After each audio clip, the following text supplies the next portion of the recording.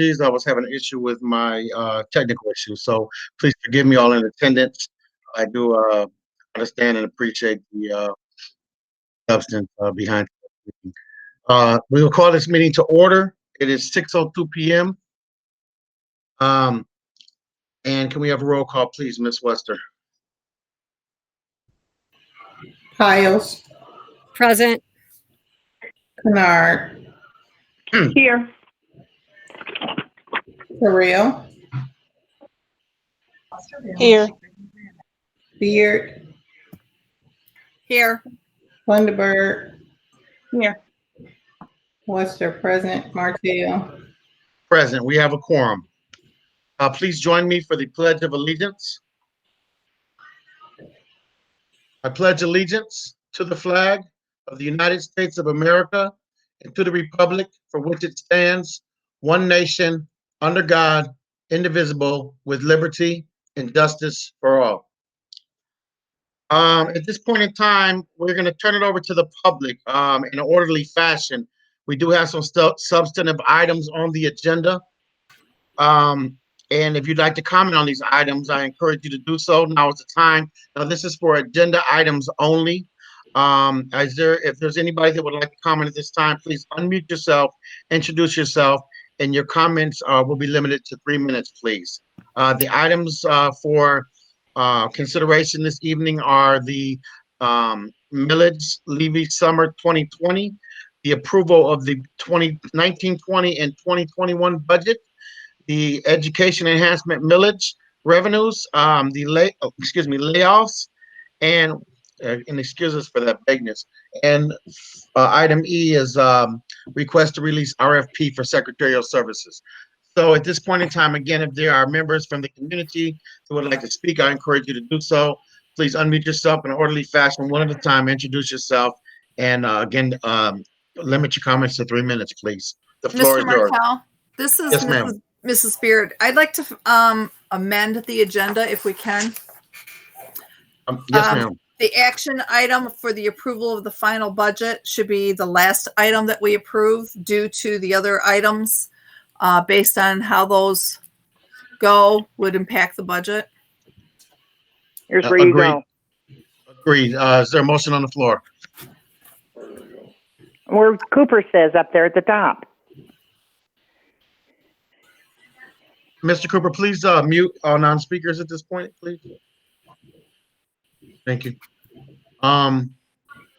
Ms. Beard, is there a motion on the floor, please? Yes, I make the motion that we move the action item. It doesn't have a letter. So the action item for the approval of the final 2019-2020 budget and proposed 2020-2021 budget to the last action item on the agenda. Okay, moved by Ms. Beard, supported by Piles. Ms. Piles. There's no discussion. Can we have a roll call, please? Beard, Yes.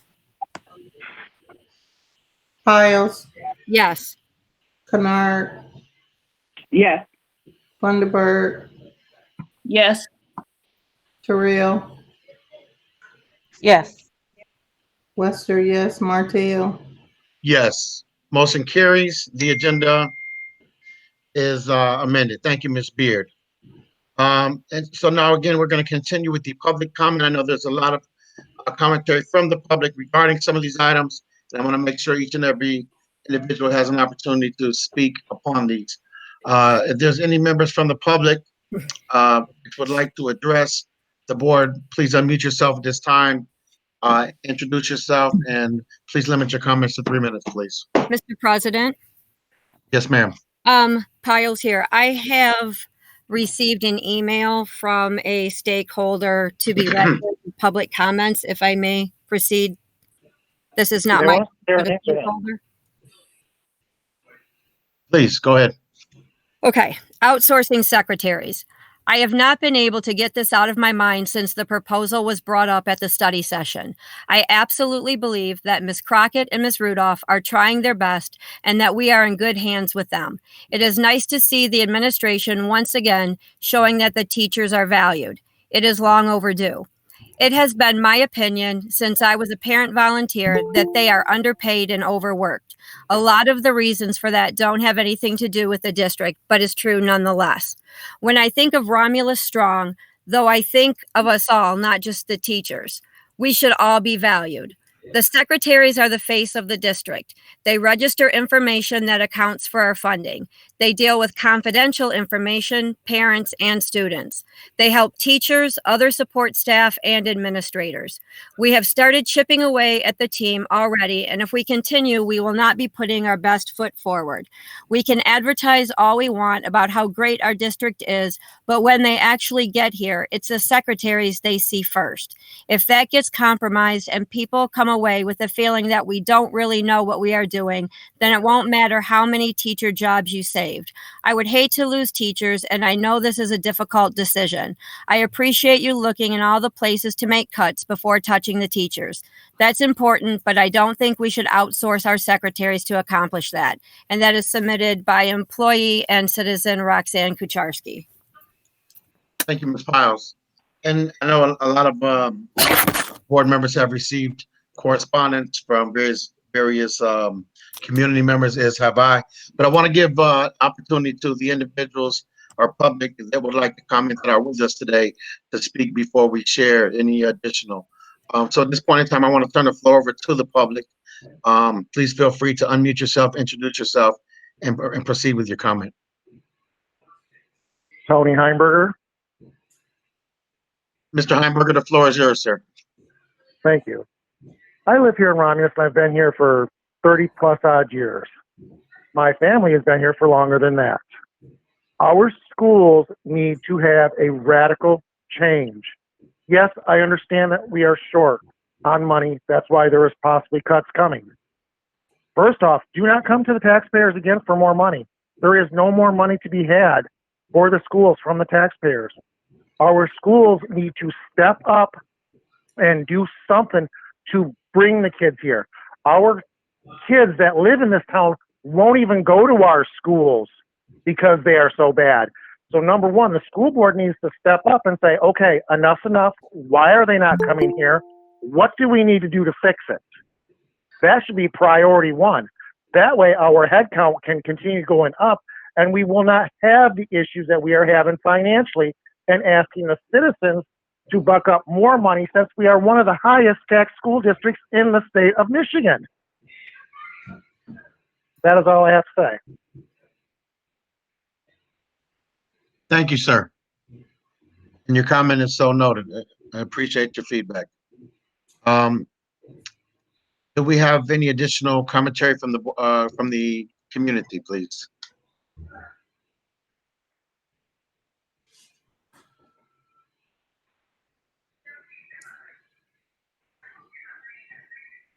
And I want to make sure that everybody from the community has an opportunity to speak. Again, there'll be another point at the end of the meeting where you can. That'll be after any decisions are made. If you'd like to say your piece, I encourage you to do so now. I do understand that this is a very substantive vote today. So please, I encourage you to speak your mind.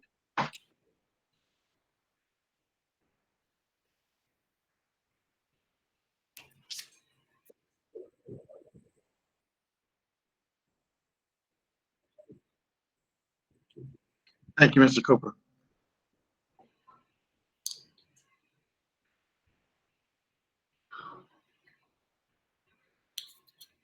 And in case you couldn't hear Mr. Cooper, it's *6 to unmute yourself if you're on participating via phone.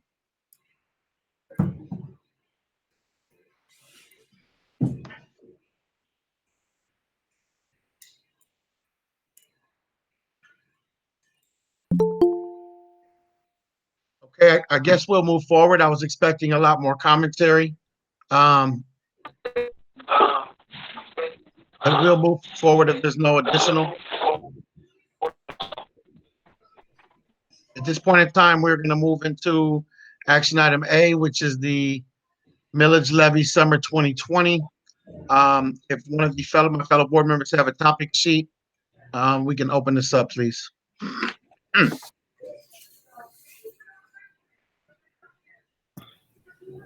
Mr. Chair, I have a question. In our board packet was a PowerPoint for truth and taxation and budget hearing.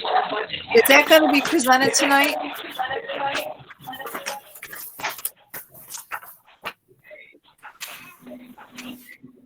Ms. Rudolph or Ms. Crocker, did you want to comment on that, please?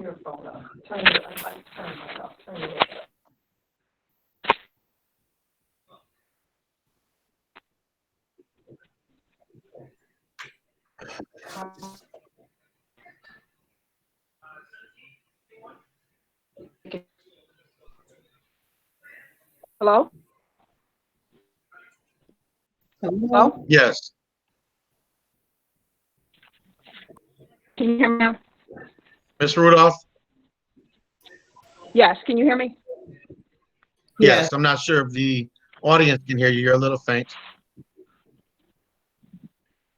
Okay, yes, I am going to go through the PowerPoint presentation. At what point, Yeah, Ms. Rudolph? I'm sorry. Prior to the action items in the packet. Mr. Chair, then I make a motion that we add the truth and taxation and budget hearing presentation to the agenda, please.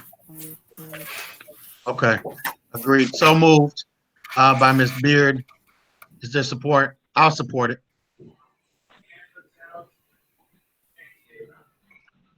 There's no discussion. Can we have a roll call, please? So we're adding the taxation. Can you read that again, Ms. Beard? Yeah, it's the PowerPoint read. It's truth in taxation and budget hearing presentation.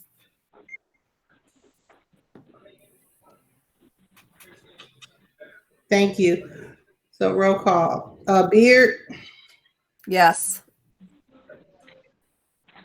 Terrell, Yes. Thunderbird, Yes. Kennard,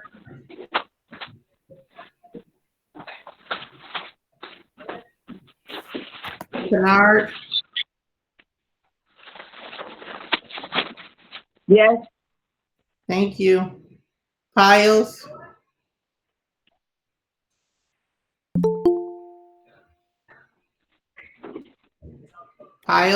Yes, sorry. Wester, yes. Martell, Yes, motion carries. Motion is amended again to include the truth and taxation presentation. At this point in time, we're going to turn it over to Ms. Rudolph then, so she can present regarding the truth and taxation before we address the action items A through E. Ms. Rudolph, the floor is yours. Thank you.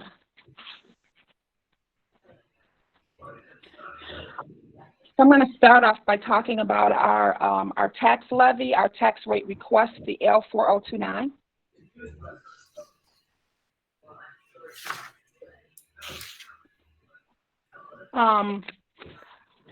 So the only news here, well, one big spot of news is that our property values have gone up by $30 million in the city of Romulus between non-homestead and homestead, most of that being in non-homestead, about $26 million. What that does for us is a couple of different things. It affects the mix of money that we get between our 18 mills and our state aid. The more obviously our property values go up, the more we are having to collect on our own, the more money that 18 mills would generate. The other thing you will notice from the tax rate request, number one, we are affected by Headley, so we are not levying our full 18 mills.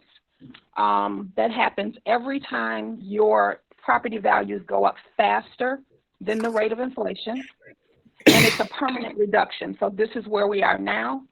This millage expires next year in 2021 at the end of the year, at which point we would need to get that on the ballot prior to, but it is my recommendation that we ask for 21 mills. Not that we would ever levy 21 mills, we would always only levy 18, but so that we are not affected by Headley, because it's a permanent reduction and it decreases the amount of money that we can collect.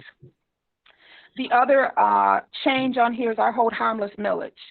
Again, because our property values did go up quite a bit, there is a calculation that we must do to make sure, one, that we don't over levy, and two, to make sure that we don't run into decreased funding from at risk. And so last year we levied 1.75 mills. This year we're levying 1.3, and that's for the hold harmless. On the next slide, just quickly, average taxpayer with a median taxable value of $40,000, i.e. an $80,000 home, would pay about $522 towards our taxes. There is no effect on the operating. That is a non-homestead tax. So we would levy hold harmless, debt, sinking fund, and it would be approximately $522 for that type of taxpayer. Moving on, this budget year is not typical. What we're looking at, one, we do not have the state's budget yet. They have not released their final numbers, but we are looking at a $700 per pupil decrease in the foundation allowance. That is both in this year and in next year, and that will be our new foundation allowance amount until such time as the legislature votes and raises it. We are also still budgeting for a loss of about 100 students. This year, we lost about 93 FTEs. That was mitigated by a gain from our shared time program. However, we have had discussions with them, and they too are worried about their numbers because these are private schools where parents pay tuition. And because of the economy, they have already warned us that those values may be lower. Again, I mentioned that we had increased property values.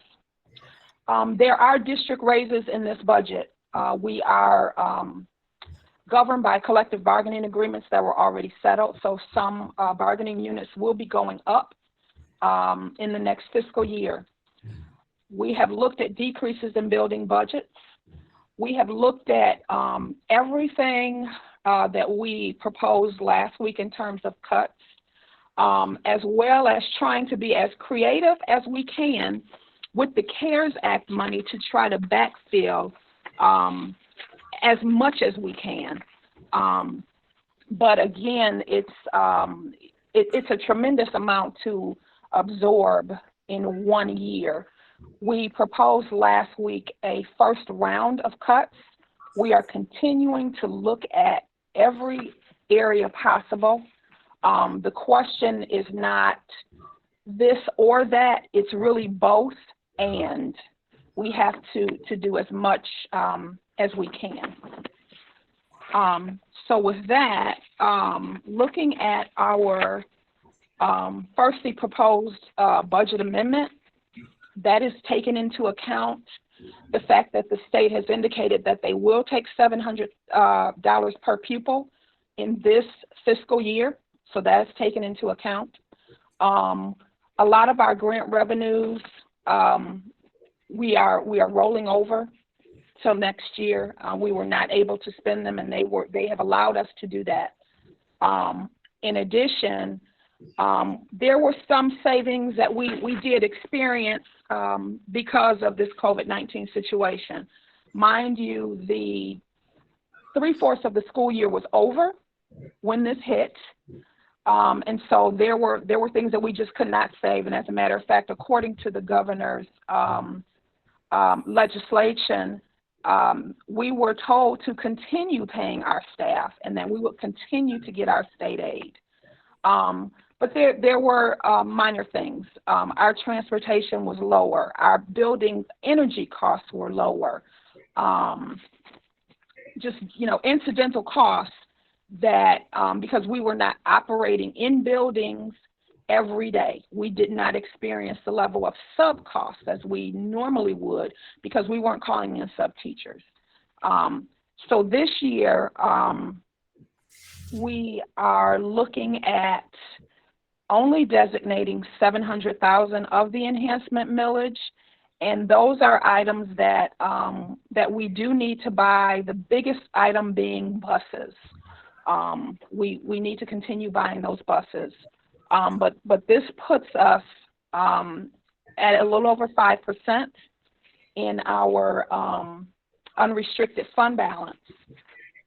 Looking at next year, again, the $700 per pupil cut, as well as the additional loss in FTEs. Obviously, that is an opportunity, as many have pointed out, that's an opportunity where we can increase our efforts to get our enrollment up and add those dollars back to the budget. But based on the enrollment history that I shared with you a few weeks ago, that has been our trend. So we want to make sure that we continue to budget for that. Again, we have incorporated all of the cuts that were proposed, and thinking about, you know, some type of hybrid model, thinking that we are not going to be doing athletics to the extent that we have in the past, and again, trying to use the CARES Act money to the best of our ability instead of general fund money. So we are looking at next year still being above that 5%, and thus staying out of state oversight. We do have a plan that if we are operating next year as we did this spring, we do have a plan that will go into action of layoffs and other cuts that we will immediately make, because now we know what a COVID-19 situation looks like, and we know the staffing that we will need and the staffing that we won't need. So we know a little bit more about that. What we don't know at this point is what the governor's guidance is, what we're going to be allowed to do, and how that's going to work out on paper. And in this, we are not alone. Every district is facing this same challenge and trying to do things as efficiently as possible with the reduced revenues. We have talked about several plans so that we can be ready for families who are not comfortable sending their children back to school, so that we can still capture that head count. So in conclusion, we talked about last week that there was a budget shortfall, and this is from the state of Michigan, and we had proposed cuts of $650,000. We still have $1.1 million to go, and we are again still looking at different areas and ways that we can trim our budget, just to make sure that not only that we stay out of state oversight, but that we start to build our fund balance, which is recommended to be 10 to 15%. And that concludes my presentation.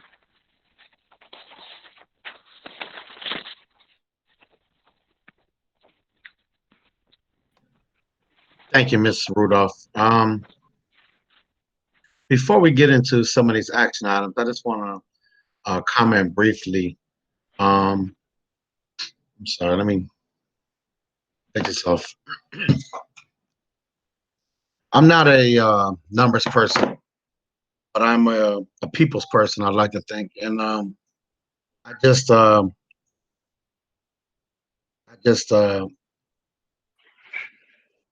don't know, I just feel like that I don't want to rush to, I don't want to rush to make a decision on something I feel that we haven't even got direction from the state yet. I understand that, you're suggesting we need these decisions made today. I respect and appreciate the hard work that our central office is doing to navigate these unprecedented times. But I'm not comfortable with for a period of time making such a substantial decision as it relates to uh, specifically Local 64. And I just feel like, everything that I believe it was Mr. Heinberger said, I feel that 100%. I feel like, why are we budgeting for the lose kids 100 per year? We need to double down and go on the offense. I'm at the point where, I challenge my fellow board members to schedule. We talked about a recruitment or enrollment committee to schedule a walk and schedule a call session or a walk and a call, a phone bank or an email bank, and let's go after our children. We have roughly 3,000 children that live within this district that attend other schools. I'm prepared for the challenge, and I challenge my other fellow board members to let's get our kids back instead of just talking about it. But I'm not ready to make a decision on Local 64 jobs. If I did have to make it today, I would support them, because I just think even this talking about privatization and outsourcing is, considering what our community has been through, they're bad words in this community. And I just, I made a promise to the community when I was elected, and I stand by that promise. But and with that being stated, before we get into anything further, I want to make a motion to take the item E, postpone that request to release the RFP for secretarial services. I want to make a motion to postpone that decision so it's such time as we receive more direction from the state. 30 days, at least 2 weeks. But I want to make a motion. I would just say motion to postpone. And I do so in good faith, and I hope that it doesn't. My reasoning is always for the best interest of the kids, the district, and the community. Supported by Ms. Wester. Discussion.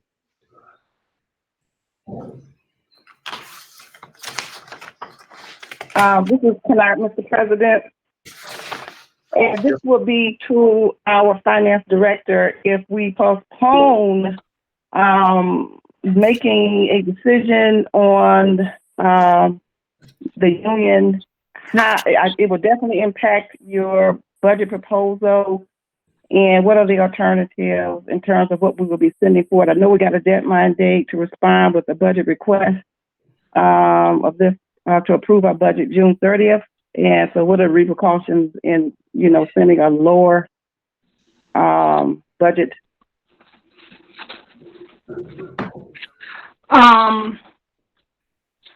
So the cuts are reflected in the budget.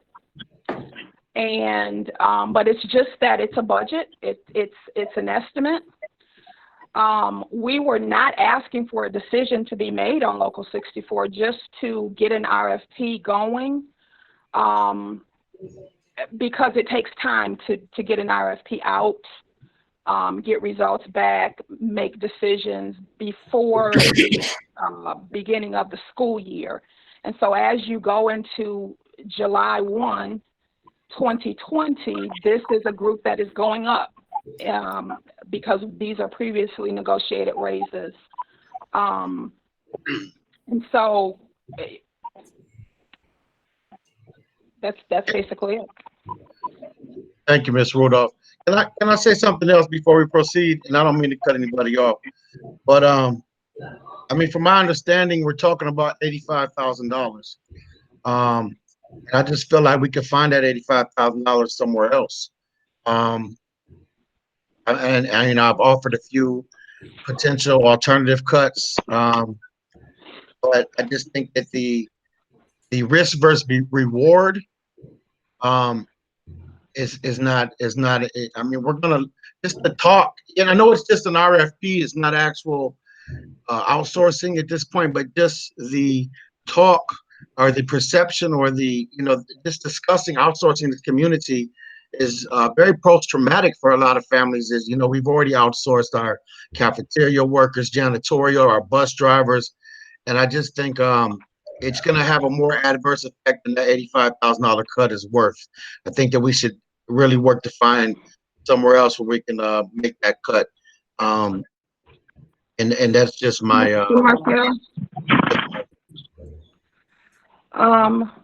Mr. Martel, I just want to clarify that the overall cut affecting this group is actually 248,000. Okay. And so I tried to clarify for the board that we also wanted to go down and not fill some positions. And that goes hand in hand because, and anyone can correct me if I'm wrong, people have job descriptions. My job description says I do 1 through 5. It does not say I do 6 through 10. Got it. And Thank you so much. Mr. President. I'm sorry. I didn't mean to cut you off, Ms. Rudolph. Please finish. No, that's it. And so it's the overall proposal is 248,000. It's not just the 85. And again, we tried to clarify that we were not looking to go down in wages. We were looking to go down in FTEs and save in retirement. We were looking to protect wages and give a benefit package. We would hope that it would be our very same people. We were not looking to oust them and bring in other people. Got it. Thank you so much. I'm sorry, Ms. Kennard, please, the floor is yours. Okay, thank you. I just want to make a statement. I too was very easy with looking at what we were looking at the 10th hour, because usually when you're looking at budget scenarios, whatever, we as a board should have the opportunity to review and to have some formal input where there's first, second, and sometimes third preliminaries. And so in any budget process, when you're bringing these types of information before a group of body of individuals and the input is not provided, that's a very risky thing. And I'm not questioning the judgment of our administrators and saying that perhaps they didn't do their job accurately or they're not looking at every identity or whatever. But I just want to remind all of my board members, and, if we go through this process, it's very difficult, and to our community and, and those and the workers, is that this is a very, very, it's a difficult thing to do when you have to look at your budgets and cut costs. And knowing as a financial administrator myself who have done this, at higher levels, that it's not an easy thing to do. But one of the things that we must remember is that the school board's job is to protect education, and we should not be focusing on certain identities, because we need to make and understand that every budget line item, regardless of what it is, stands to be cut in such times as this.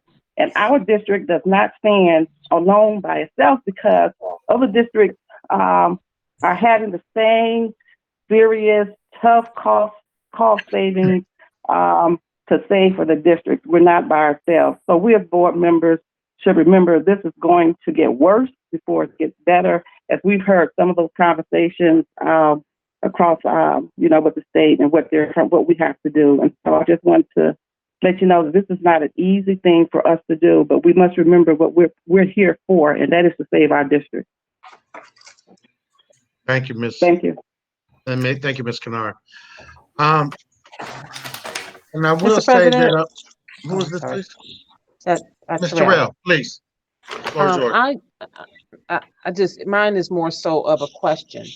To consider other, it's one thing to say postpone. And I understand, first of all, starting over, I understand the tremendous impact that this would have. I'm a union person.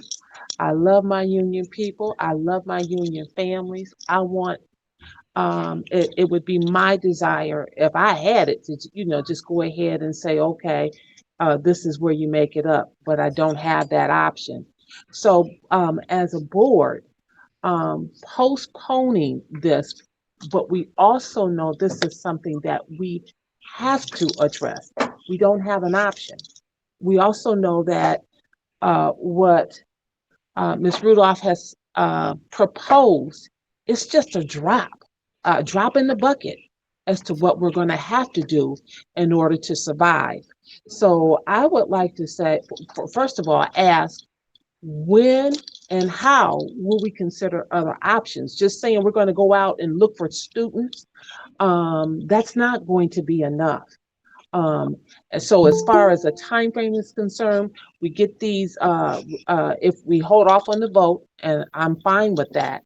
But as far as considering other options for the RFPs, how long do we have to do that? And in the interim of waiting to apply that, when will we start looking at other options and get more input as to what we can cut? Because we know that we have to cut something. Somewhere, somehow, we have to cut. It's not a choice. It's not something that we want to do. And again, I'm all for postponing so that we can deliberate, so that we can identify what we can cut. But this number is a minute number based on what we're looking at, what we know right now. And I know that if we're waiting for the state doesn't, I think the state is actually looking to hear from the feds. And, we don't know when that's going to take place. So my question is, when can we start looking at how and when will we determine what areas we could cut that might allow us to sustain our local 64? And then what is the cutoff? When is the absolute cutoff that we cannot wait any longer and that we have to start making some hard decisions so that we can keep our district intact? And then the last thing is, I absolutely agree that our secretaries are the face of our district. When I walk into a building and there is a secretary standing there with a smile, and I could tell you, I've had an opportunity with my children being in the district to walk in an office and the secretary has been there and even working as a substitute teacher. The secretaries, they wipe tears away. They make phone calls to check on families. They are the mothers or the fathers, or we could say, that look out for every individual that's in the district. So it is not, and I understand what it is not something that we desire to do. And so understand what Ms. Rudolph is saying as far as we want anyone that we would consider as far as these cuts are concerned. It would be something where we would want them to be considered first. So that's my question. I don't know who would answer those questions, when, and what is the absolute deadline, and when will we start looking at other areas so that we can come up with a plan? Because just saying let's wait won't do. We have to take action. And with taking action, what is the very last time that we can do that? Thank you. Mr. President, before they answer, I just have one question to add to that. Thank you, Ms. Terrell, because I feel pretty much the same way. When is the deadline for the state loan? Is another question that I'd like to add to that.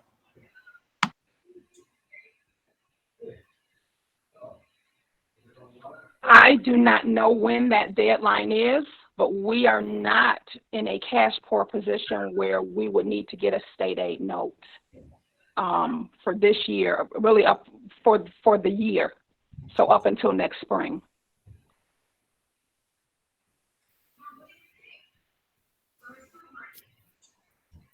Thank you, Ms. Rudolph. Are there any additional comments from board members? I'm sorry, Mr. President. Yes, ma'am. Ms. Rudolph, I guess you would be answering the question or the portion as to what is the latest that we would be able to take action, and then what are we going to do? How are we going to address this? Instead of just saying it's going to be, we're going to postpone, what are we going to do? And how are we going, and how much time do we have to actually put something in motion? This particular timing here allowed us to do, if we were going to do a transition, to start that transition prior to the secretaries coming back to their buildings in August. So putting it off a couple of weeks is going to push us right up to that deadline, mid-August, third week of August, when secretaries are coming back to school. In terms of other groups, there are some things that we are not going to know until we come back in the fall and see. One of the things we're not going to know is how many students we have coming on site and how many students we have off site. But we are making sure that we have plans in place. We are making sure that we have plans in place if learning looks different, which I understand the governor is going to announce tomorrow. However, everybody, every school district needed to make a decision by June 30th. So we continue to look. Again, as you stated, this is only a third of the cuts. So we still need to make more. And we are looking at other ways, but I keep saying we need to be strategic. We are a school district. If I have a class with 33 students in there, I cannot cut a teacher. I need a teacher to teach that class. It's not feasible, for example, for me to say, you know what, I'm going to have the principal rotate in and teach that class. That's not feasible. So to the extent we have students, we will have teachers. We are looking at other models such as online learning to see where we can trim things down. But it's a tremendous cut to absorb at one time. And again, we are not alone. And so we have to cut everywhere that we can. We can't do either this or that. We have to do both this and that if we want to survive, because we know about COVID-19 and we know about the state cut. We don't know how our tax revenues are going to fall. We don't know who's going to pay and who doesn't pay. And we don't know what else is coming along. Just like we didn't know COVID-19 was coming along, but it came and it took.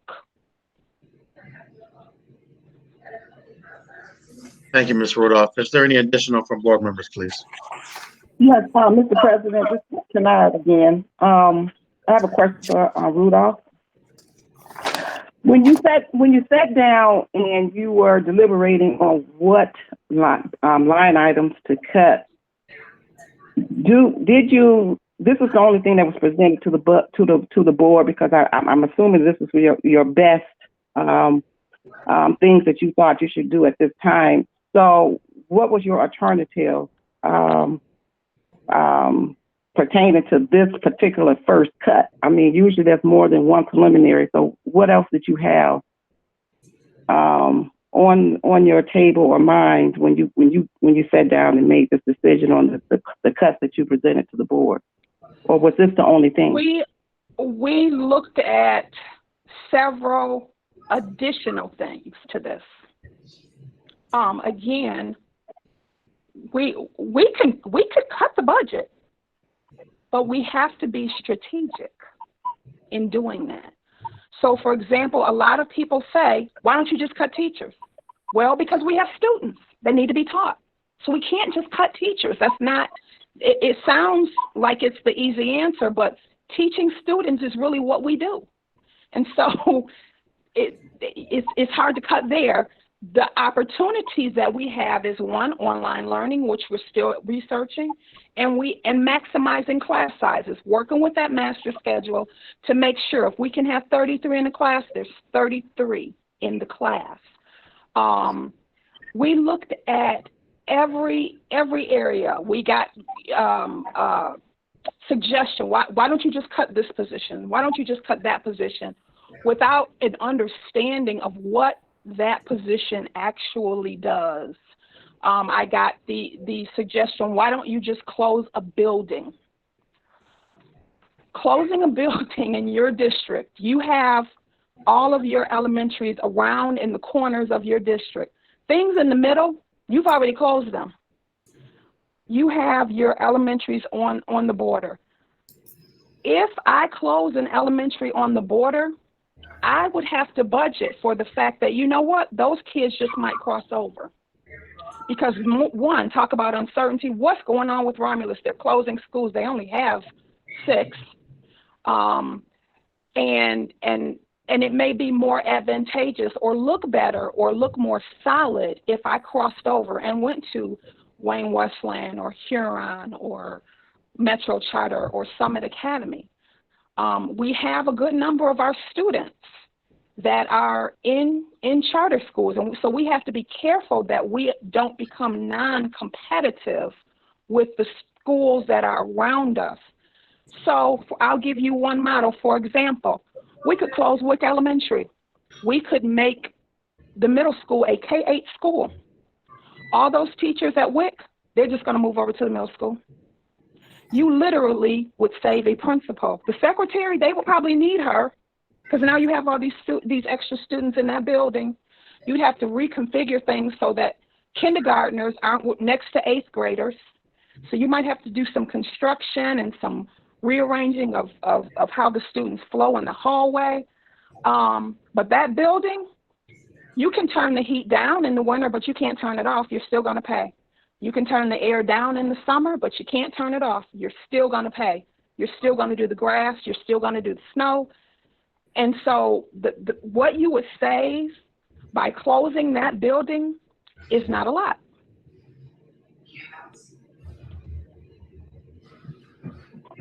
Ms. Rudolph, this is Ms. Kennard again. And so I just want to say that's the piece that's missing from a lot of us, and that is that clarification of what if. What if it's this, then what happened here if we do this or that? That's not what's being communicated where people are understanding. And you just did that with giving us some scenarios in terms of, if you did this, this would happen, whatever. And so the communication piece, so that the board can have, and I guess I'm speaking for myself, not for everyone because they may have that, but to know the in-depthness of, and to making sure that when we are making our decisions and to be clear on, how do we derive at this? I mean, we got a piece of paper we got a budget last week and it says this X, Y, and Z, but the in-depthness of it was missing. That piece was missing. So you gave us a little bit more information pertaining to your theory, and that's what I was looking for.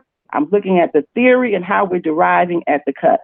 Okay, and if these cuts that are presented to us, could other alternatives been brought before us so that the board can look at it and say, okay, we can deliberate on this and we understand this more clearly to understand why it was derived at this point. And that's all that I was saying. And thank you very much. Mm-hmm. Thank you, Ms. Kennard. Are there any additional board members with questions, discussion before we put this for a vote?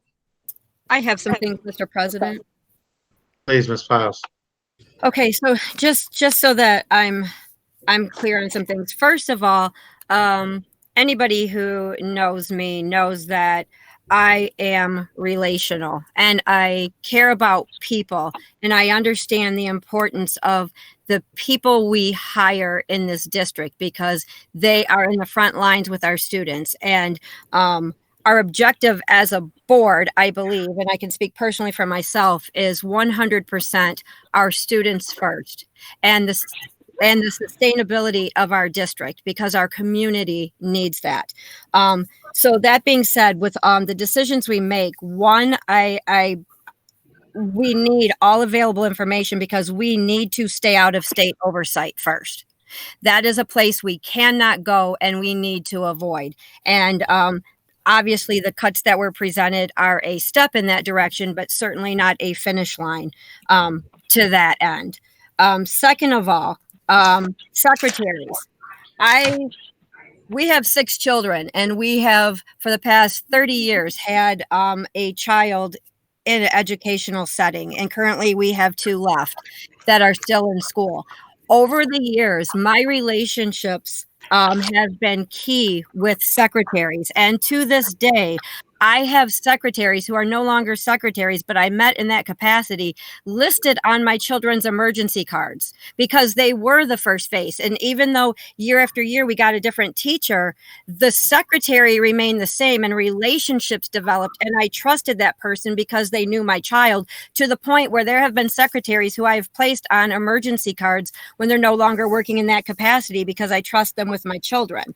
So that being said, as we decide whether or not to proceed with getting RFPs, I want to be clear that our objective would be, first of all, to protect the people who we have in those positions, that we would not be doing this to just then hire random strangers in those positions. We would protect our people first, and a very, very close second is that we would protect wages, because I want to be very clear. I do not see that we would save anything to just go get new people at half the wage cost. That would be a disaster. So I guess that would be a question for our finance director, that whether we do RFPs now or down the road or not at all, that our objective is to protect the people and the wages first, while saving money.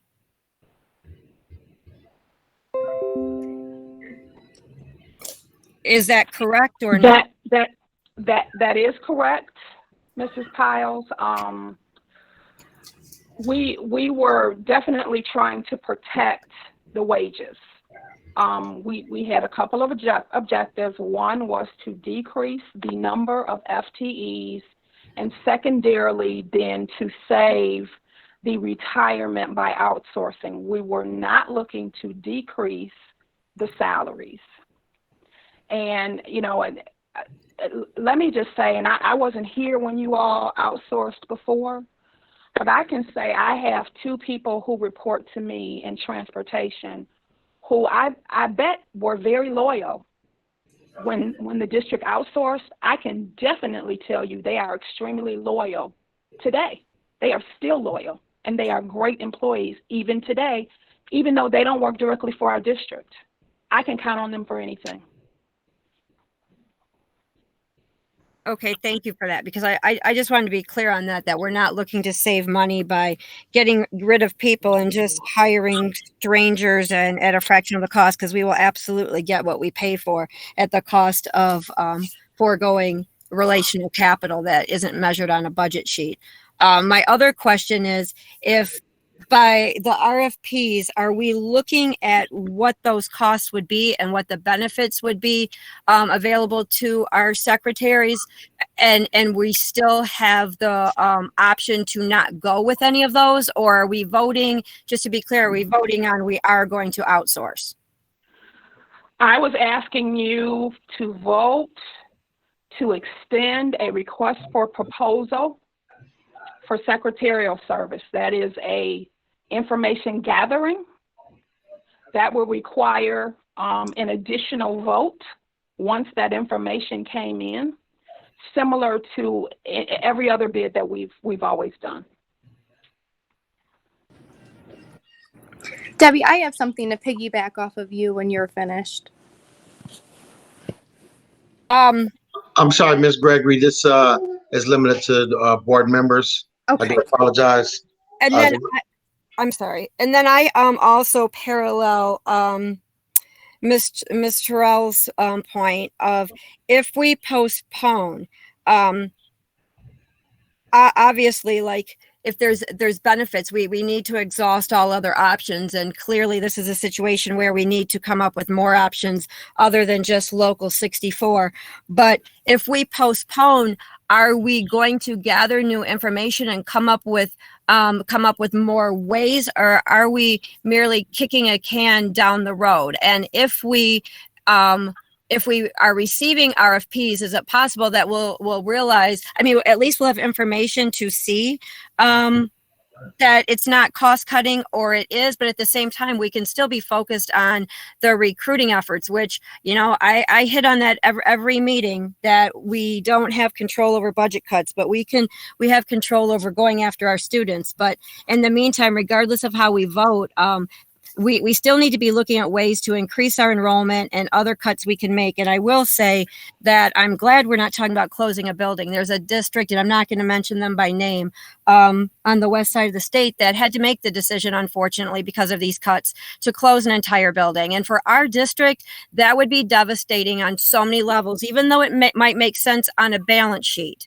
The reality for our families is that would send a very devastating message, and one of complete crisis, and we would see an unprecedented decline in student enrollment. So I'm glad that our backs are not to the wall where that is an option that we are having to seriously consider right now. And hopefully we will make wise decisions that help us avoid ever having to come to that. But I know other districts have laid off teachers, and I'm not wanting to jump into that, because we need our teachers in the classroom. But my thing is whatever we do with this RFP is to protect our people and their wages while cutting costs, if that's possible. If the paperwork shows, if the RFPs show that there's not a cost savings, then we need to abandon that and not, proceed. But yeah, I know we need to make some tough decisions, and so I just want to make sure that if there's other options, we're pursuing them, but we're not. Yeah, that's all. Thank you, Ms. Piles. And I apologize to community members. I wasn't trying to be rude. This portion is limited to the board members' discussion only, but please feel free to comment in the chat area, so that the board members may take your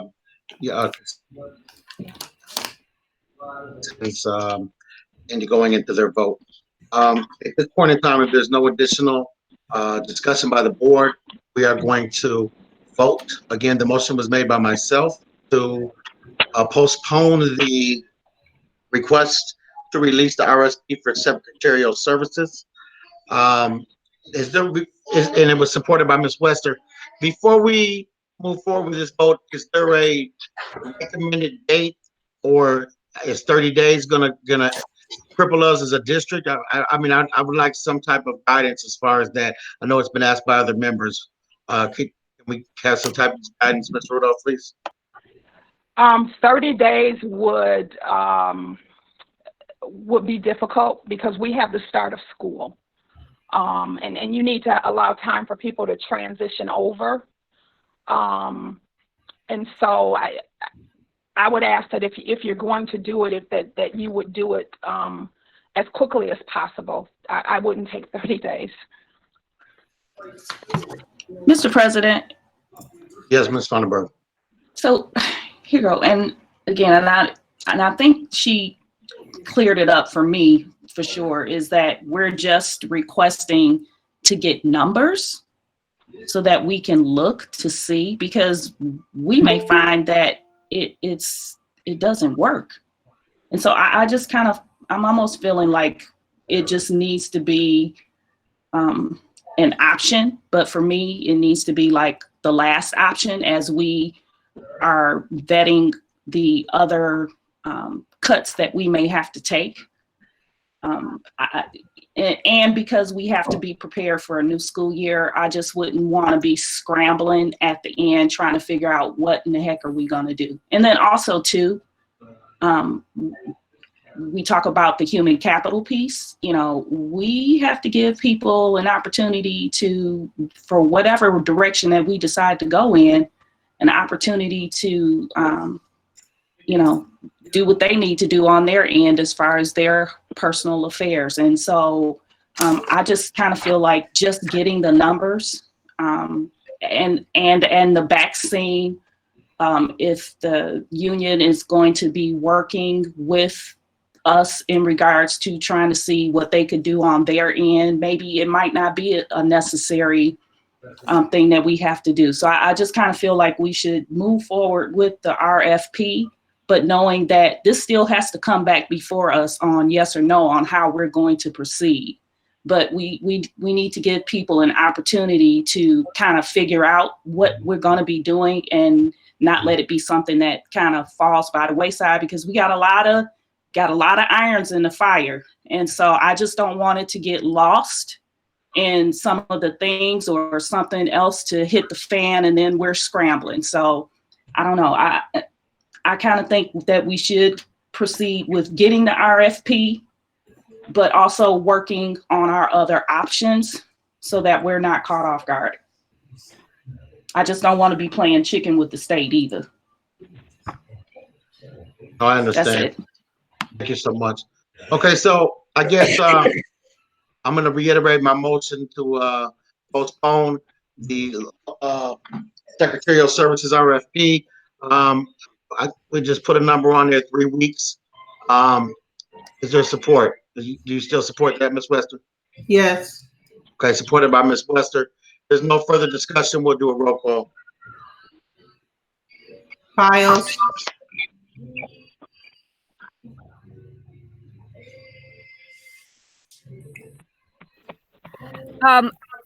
I'm going to vote no on postponing the RFP, but I'd like to clarify my vote on the record, please. I think there are things that we have not considered, that it's not an all or nothing, and the RFPs will come back and reveal additional information that we need to consider as to the value of our secretaries that we have not yet considered. So I'm going to vote no to postpone. Terrell, Thank you. I'm going to state the same thing. I'm going to vote no to postpone the RFP, with the understanding that it does not mean this voting no does not mean that I'm not in support of our local.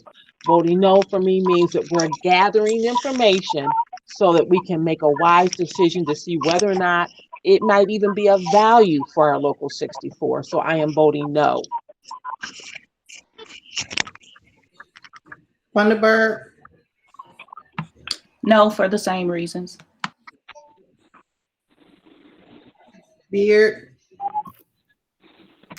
I'm going to vote no also, with the clarification that I want information for the RFP only at this time. I just don't want to go into a situation and not be informed. And I think that we have to make sure we have all the information in front of us before we make any decisions. Kennard, I feel the same way. I think in order for me to make the type of decision that I feel so dear that I should be, that I'm going to have to say no to the RFP postponing, because I want to have the understanding of the information that is needed. And so I think this will give us the opportunity in doing that. And so I'm going to say no.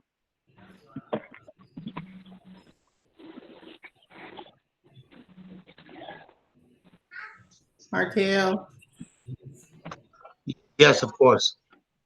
Wester is yes. Motion fails. We'll move forward at this point with the action items as listed. Actually, Mr. Martell, we have to vote to request the RFP.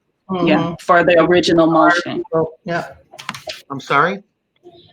We have to do the original motion vote now. I understand, but we'll move forward with them as listed, I guess. Yep. If you guys want to do that one first, that's fine. I don't have a preference in the order that they're listed, but whoever has the topic sheet, please.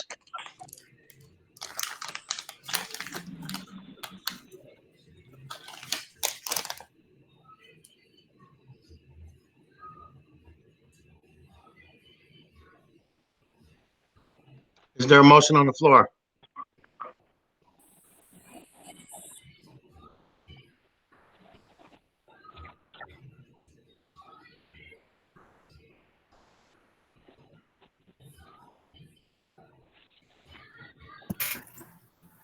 I have the topic sheet, Mr. Martell. Thank you, Ms. Beard. It's written as a request to release RFP. Be it resolved that the Board of Education authorize the release of an RFP for secretarial services. And I'd like to add wording for informational purposes at this time. So moved by Ms. Beard, added language, so noted. Is there support? Support. Supported by Ms. Funderburg. If there's no discussion, we'll go right into a vote. Mr. President, I do have a point I'd like to bring up for this RFP.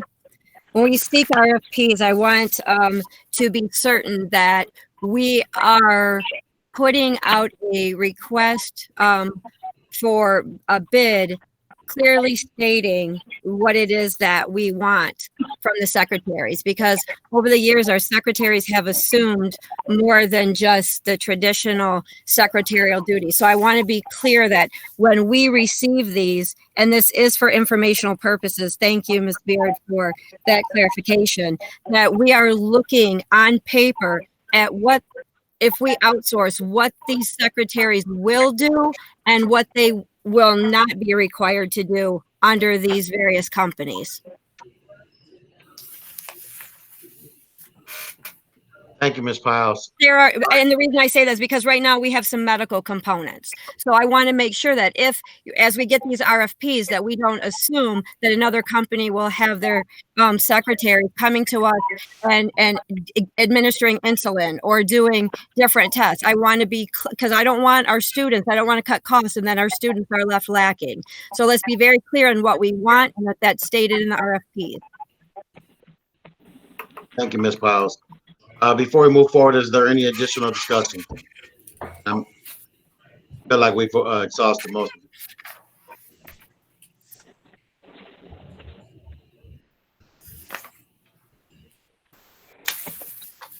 it. If there's nothing further, roll call, please, Ms. Wester.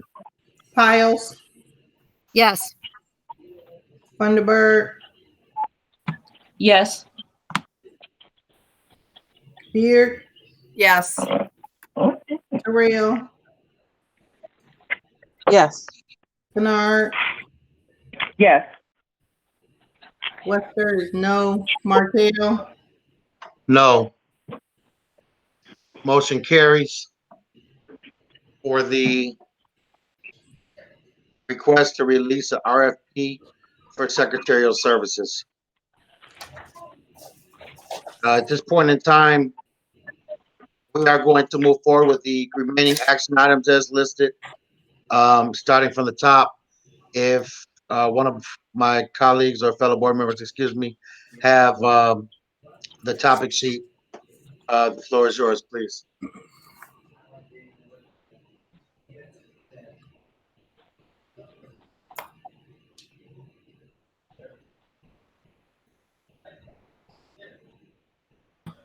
Mr. President, Yes, ma'am. I move that the Board of Education approve the L 4029 for the 2020 millage levy. Thank you, Ms. Funderburg. So moved. Supported by Ms. Piles. Yes. Alrighty. Is there any discussion?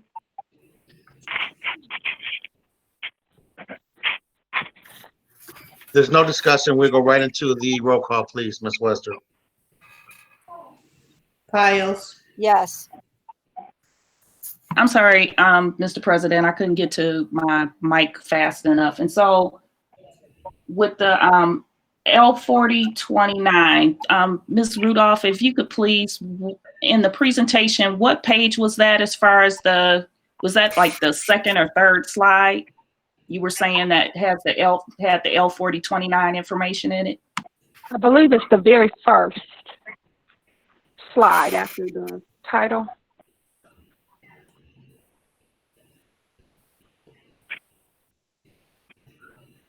So the 2020 tax rate information? Right. Okay, thank you.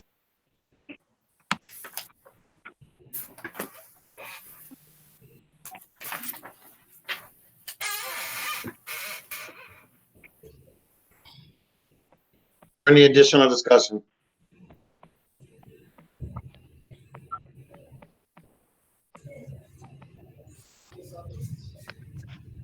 there's no additional discussion, Ms. Wester, roll call, please. Thunderbird, Okay, I'm switching screens. I'm sorry. Yes. Piles, Yes. Beard, Yes. Terrell, Yes. Kennard, Yes. Wester is yes, Martell, Yes, motion carries. The next action item, and as I understand it, we're gonna approve the budget last. So the next action item is the enhancement millage. Can one of our board members read the topic sheet, please? Mr. President, be it resolved that the Board of Education authorize the administration to assign $700,000 of enhancement millage revenue to the balance sheet. The rationale is to continue to support district infrastructure in the areas already designated by the school board. Support. Moved by Ms. Wester, supported by Ms. Piles. Is there any discussion, please? No, so just so for clarification, and this means that, you know, some of the things that we usually do with the enhancement millage, like buying buses and that type of thing, will be postponed until we find ourselves a little bit more fair in our budget, correct? Just for our audience and for clarity. In terms of buses specifically, if we are busing kids in the fall, we will be buying buses unless you don't want to get your kids to school, because we have expanded our busing to include Inkster. We have expanded our busing to include GSRP students, and we literally have one spare. So we have to buy buses. I'm sorry. We did get a grant, correct? We did get a grant. So 5 buses are coming out of our fleet. We are replacing those 5. That's part of the bus grant. That does not increase our fleet, though. It just leaves us at par with better buses, but still at par. We definitely need to add at least 1 more bus, but probably 2. And a lot of this is not us just wanting to get new buses. There are state mandates that we have to follow. Right. Thank you, Ms. Piles. Part of it is the life, the age of your bus, and you can only run a bus for so long. And then when you start running into repair costs, higher repair costs, breakdowns, and those kinds of things, you really do need 1 spare. Is not good for the amount of students that we transport. This is Ms. Rudolph, what's the age of our buses that need to be replaced?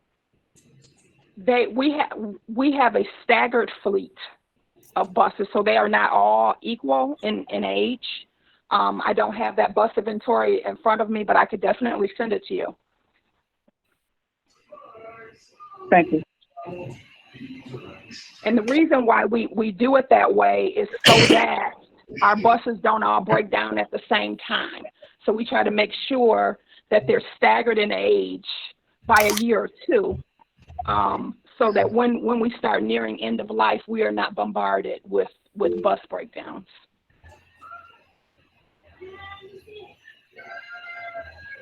Thank you, Ms. Rudolph.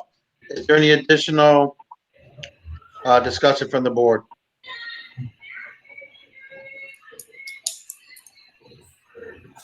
If not, we'll move forward with the roll call. Please, Ms. Wester. Piles, Yes. Beard, Yes. Terrell, Yes. Kennard, Yes. Thunderbird, Yes. Wester, yes, Martell, Yes, motion carries.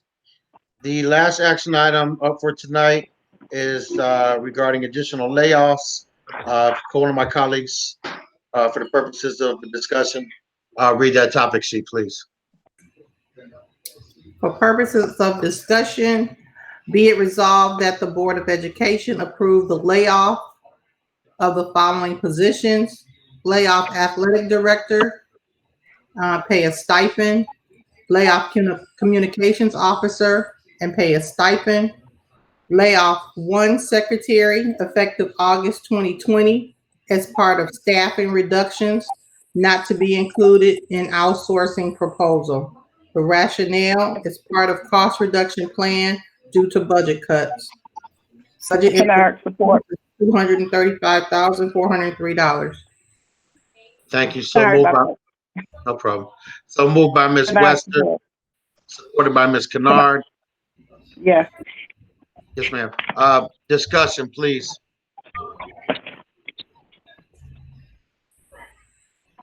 Mr. President, I just want to clarify that the people who currently hold these positions have been notified and conversations have taken place, and they had the opportunity to be, they were at least made aware of the study session.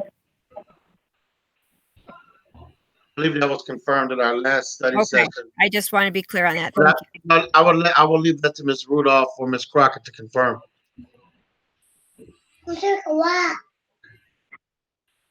That is correct. Thank you. Is there any additional discussion regarding these items? Mr. President, I have one. This is Ms. Wester. Yes, ma'am. This, I guess either Ms. Rudolph or Ms. Crockett. When I was looking at the proposed savings budget, it also had on there that we were going to eliminate one high school assistant principal. How does that affect the role of our AD? Because I know he kind of did a dual role at one point. So not sure how that affects, the budget, because we're saying in the proposed budget that we're going to lose an assistant principal position. We are going to lose an assistant principal position. And we will follow all of the guidelines, have researched, and will follow all the guidelines in the RASA contract.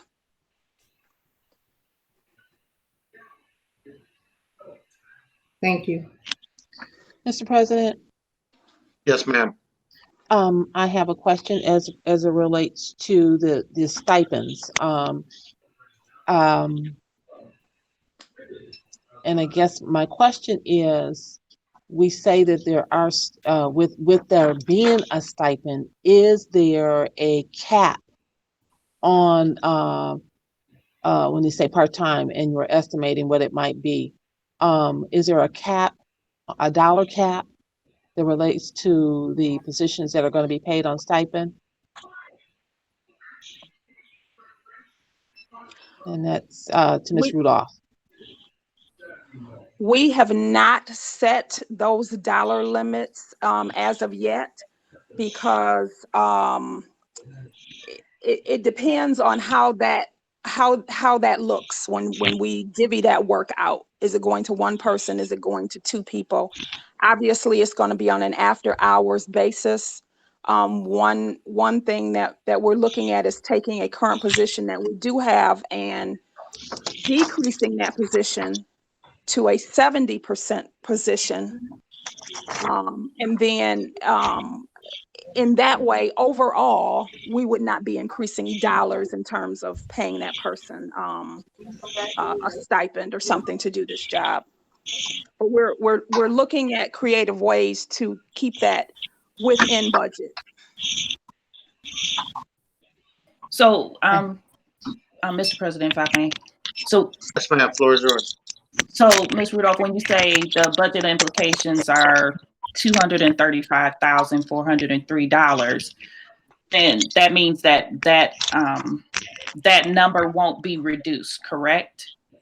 That's what we're looking at, not reducing that number. Okay.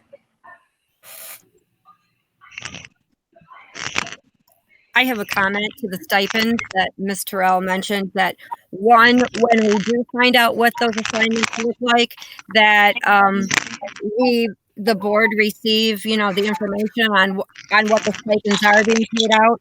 But most importantly, I want to be very clear that when we pay stipends should be for extra work that requires extra time, and there should not be an overlapping of somebody doing a job during the time that they are assigned another job, but then receiving a stipend and essentially getting extra pay during the same hours they're already working.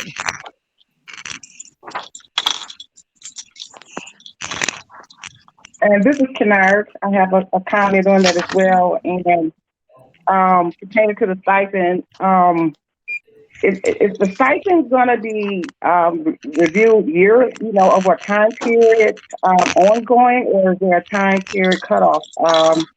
And if so, I'm presuming this will come back to the board if we have to do some extenuating time periods on this, correct? I'm sorry, can you repeat that? Yeah, the stipend for the position, is there a time, is it related to what Ms. Terrell was saying in terms of the cost, but I'm looking at the time duration of this. Usually when the position is being stipend, at some point there's a determining factor down the road later on that it may be a temporary or it may be something that may become a permanent at some time or whatever. But for right now, what is your time period? I mean, is this something that's going to be a yearly or quarterly, or what are you assuming that this stipend may be the duration time period for? It would be an annual stipend. There are things that we do in athletics all year round. However, because we really don't know what athletics is going to look like under COVID-19, there's outside sports, but then there's inside sports.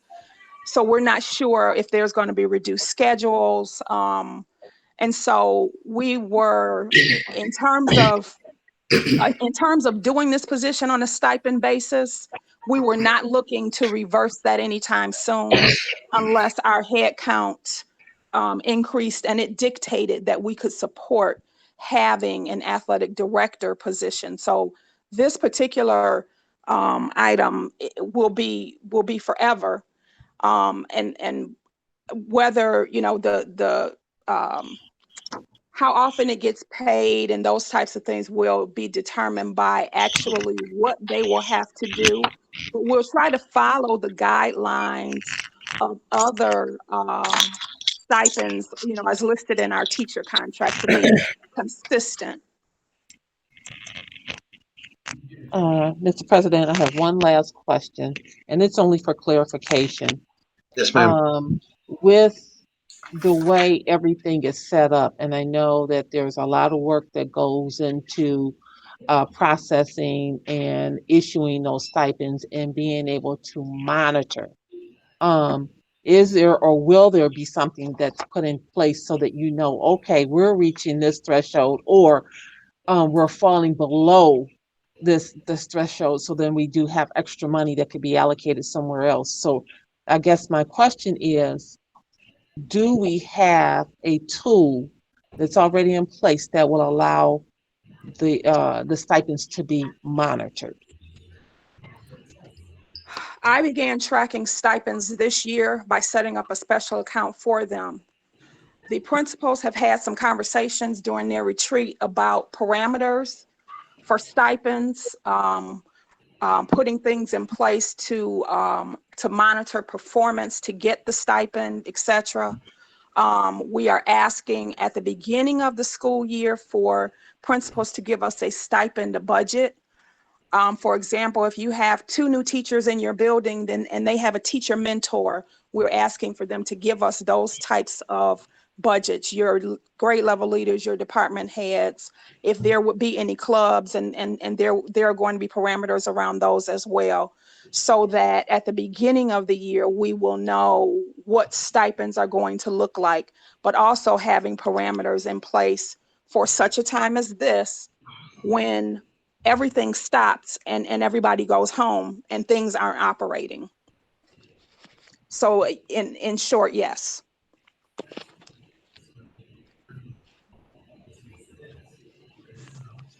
Thank you, Ms. Rudolph. If there's no additional questions at this point in time, we will have a roll call vote, please. Beard,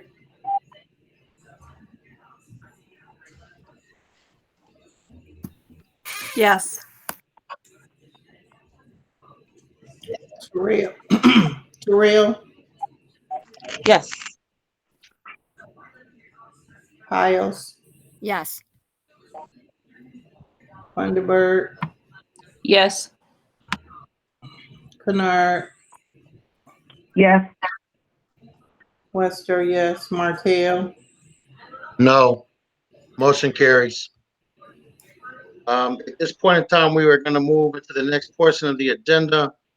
I'll let the public speak first. I reserve my comments for last. At this point in time, if there's anybody from the public that would like to address the board, please unmute yourself, introduce yourself, and please limit your comments to 3 minutes. Mr. President, Mr. President, Yes, ma'am. we still have the action item for the approval of the final Budget. Thank you. 2019 budget. My apologies. Please go ahead. If one of my colleagues would like to read that topic sheet, excuse me for my oversight. Be it resolved that the Board of Education accept the recommendation of the Director of Business and Operations to approve the final 2019-2020 and the proposed 2020-2021 general fund budget. Support. Moved by Mr. President. Go ahead, I'm Ma'am. sorry. Moved by Ms. Piles, supported by Ms. Funderburg. The floor is yours, Ms. Funderburg. I just wanted to say that budgets are created and can be amended. And so I think as we move forward, keeping that in mind is helpful, especially in a time when there are so many unknowns. Every year we have to, I call it guesstimating numbers because, the state unfortunately releases their numbers after school boards have approved their budgets. And so, there have been numerous times when the state has left school districts throughout the state of Michigan scrambling because we're trying to keep up with the revisions and the cuts and the things that they've changed throughout their time meeting in the finance committee and voting and that kind of thing. And so I just wanted to just remind everyone that budgets can be amended. And so with that, I'm ready to take the vote. Thank you so Mr. much. President, I do have one comment, and I'm sorry. Please, floor is Okay. yours. No.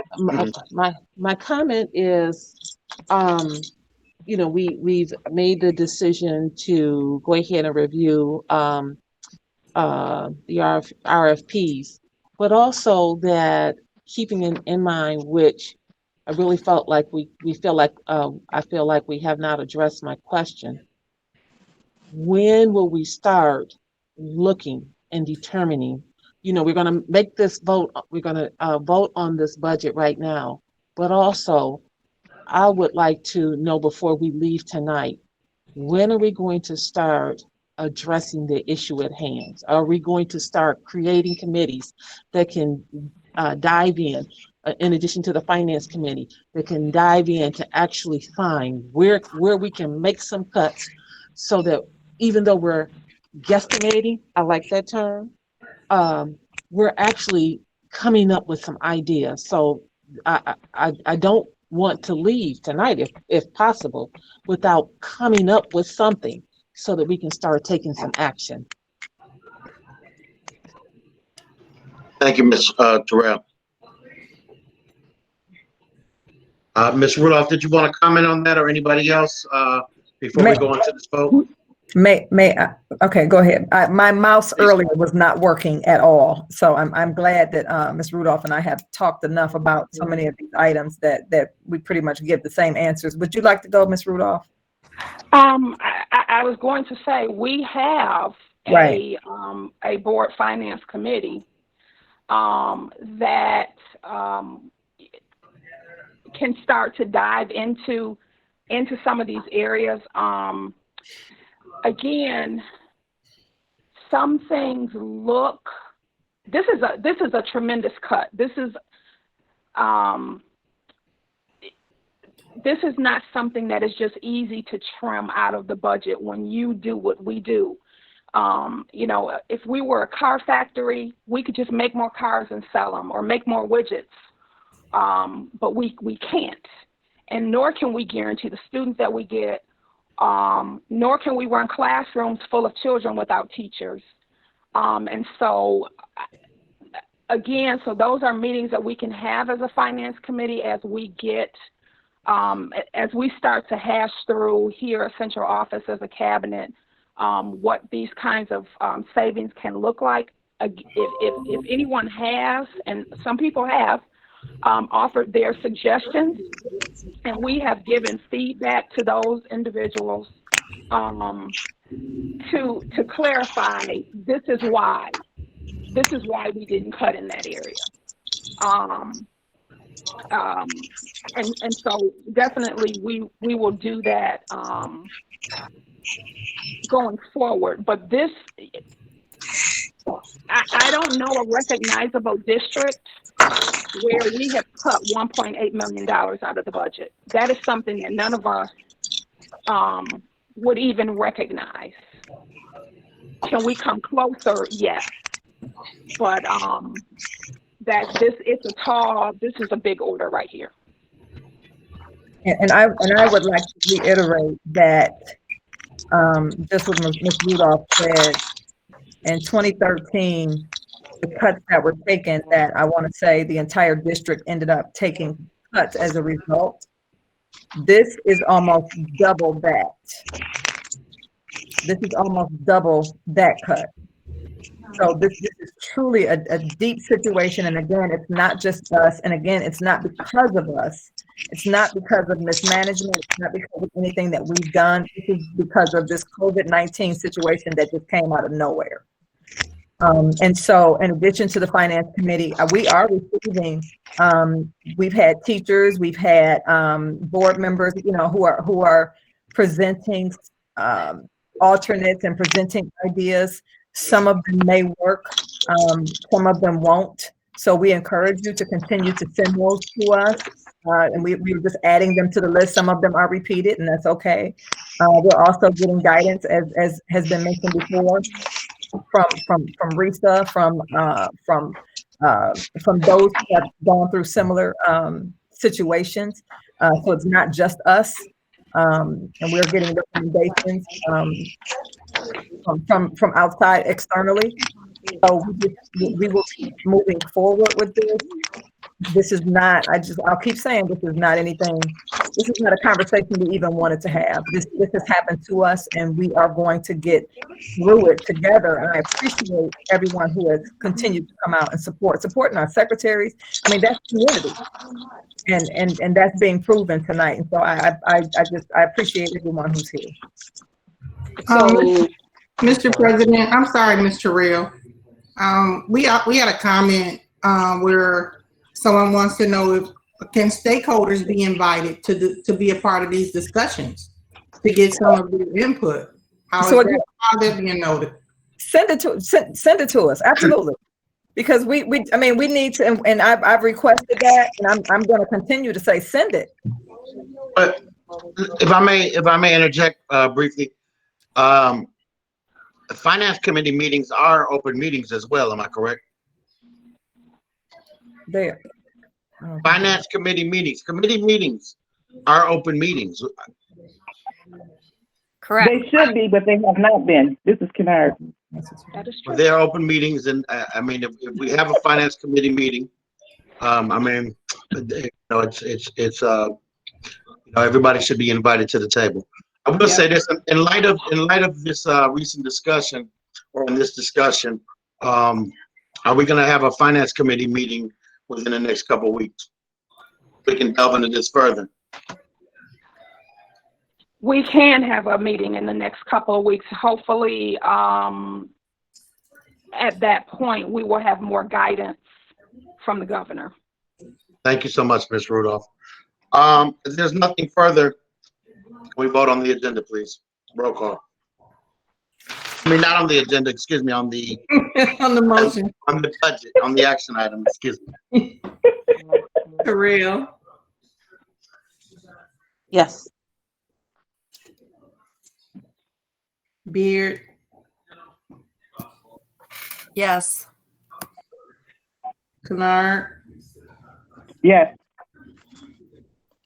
Thunderbird, Yes. Piles, Yes. Martell, Yes, Lester, yes. motion carries. At this point in time, we are going to move into the, again, as I stated earlier, I'm going to reserve my comments. Communications from the public. We will navigate this in an orderly fashion. If you'd like to address the board, please unmute yourself, introduce yourself, and limit your comments, please, to 3 minutes. Do we have any public comments at this point? Mr. President, This is Sue one in Evans. the comments. We're gonna start with those that are present. Ms. Sue Evans, how are you Yes, today? please. I'm good. How are you, sir? Very good. The floor is yours. So I just have a couple of questions about potential income that we might have out there. Ms. Rudolph, you might be able to answer this. I know that the city has given out numerous tax abatements. Are there any new abatements that are going to be canceled effective this year? And have we looked into that with the city treasurer? That's one question that I have. A second question that I have, go ahead, I'm sorry. I am not aware of any abatements that are being canceled this year. That is not a day-to-day task that I handle personally. But I can tell you many people are filing to have their property values reconsidered for tax purposes. And we are getting those notices. Okay. But, you know, it was just something that I was wondering about, because I do know that the city on a regular basis gives abatements, and are there any that are coming due to be, you know, fulfilled, and then they would start paying taxes. Another thing that I have is the sports that are coming into our buildings or our properties. Are we charging them anything for the use of A, the football field when the Flyers are using it, B, when the wrestling comes in and they're charging people to get into the games? Are we charging for those profitable situations? You know, they're using our concession stands. Are they paying anything toward that? I think that's a potential income that we could look at, that we should look at. Well, I can answer for the Flyers and how it's been over the past 18 to 20 years that I've been there, is that we had the agreement that we don't even use the janitorial service to clean. We clean the building after every Friday night game, the stands and all, including the restrooms. So we do use it, but we do maintain. So that was one of those ways that we did not, being a nonprofit, and we don't charge for games except for our very first home game. Every franchise gets to do that as a fundraiser for that franchise. So I know my husband talked to the board many years ago when they were trying to charge us, and we came up with that. We take care of it. We're kind of like a feeder to the high school programs as well. So we kind of work well together. Well, okay. I mean, that's understandable. Again, that was many, many years ago. But we also have an issue with the football field. And is there any contribution toward the football field for the renovations of it, for the fixing of it? We're looking for monies, and these are some of the things that a lot of people have questioned me about. Well, we also went half and half with the Booster Club and repaired the ice machine. So when there's things to be done and Woodson comes to us, we do what needs to be done. Okay. All right. Those were some questions that I had.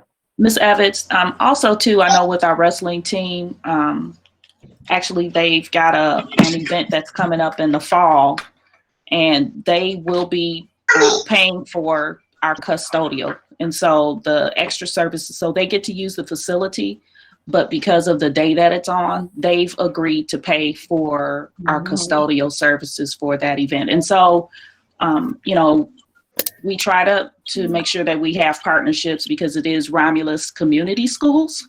So we're trying to be mindful of that. And I think the rubric on our form really kind of helps us keep some guidelines in place that if there's people who can't pay for whatever reason, that that sheet kind of vets that out for them. Okay. So I hope that answered your question. I think we got the wrestling match. They do take that funding and give back to our wrestling program. Thank you so much, Ms. Evans. Thank you. Moving forward, and just a reminder, some of the questions that are questions that the public may have, we may be able to answer on the spot. Many times we will answer at a later date, but we're always open to hear and listen to the public. So if there is anybody, any additional, at this point in time, the floor is open. I believe Ms. Garrison wanted to speak. Tony Heimberger. I'll wait for Tony. Mr. Heimberger, please, the floor is yours. Thank you very much. I have a couple items since I've been listening to this whole meeting. First off, where is your agenda listed at? Why is it not on the educational channel? So the citizens can see it, first off. That's number one. Number two, to find money, one way is not by increasing class sizes. That is one of the biggest complaints that the parents have had in Romulus and why they have pulled their students out, because the kids were not learning, because there was too many students in the classroom.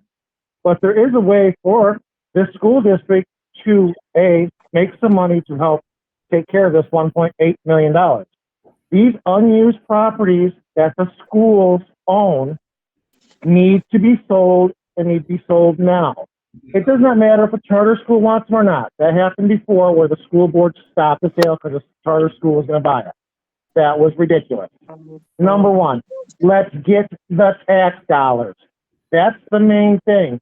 And that's what should be the focus of our schools is the tax dollars. Just, for example, the abatement. But we need those tax dollars to help support our schools and to make them better. Also, we need more kids from Romulus to go to Romulus schools. And that is all. Thank you.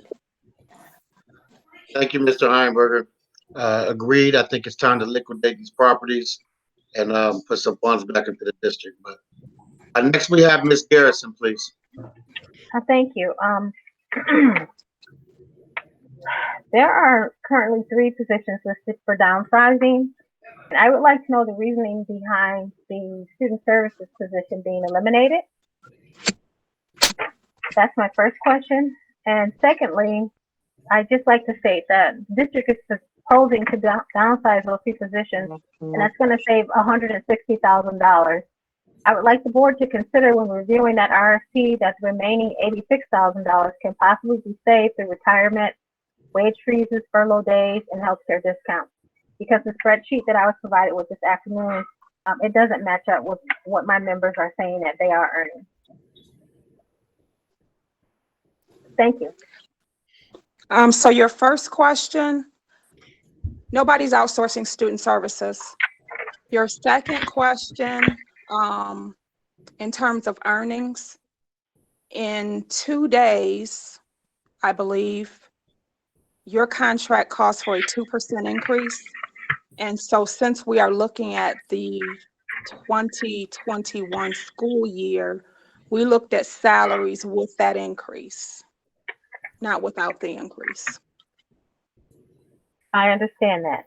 The spreadsheet that you sent to me today has that student services position in red. And when I emailed you to ask you what that meant, you specifically emailed me back that that was one of those 3 positions are to be downsized, maybe not the people, but the positions.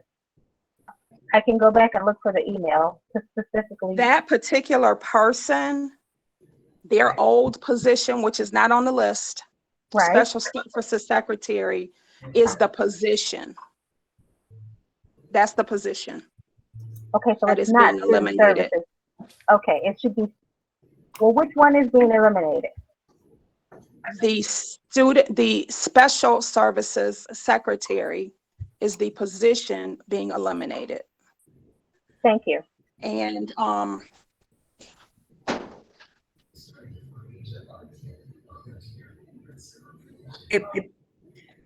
To speak to some of the why, well, the major why is because of the budget. And so we ended up having to merge some responsibilities of people who are still existing to be able to cover that without adding to the budget. So it was budgetary.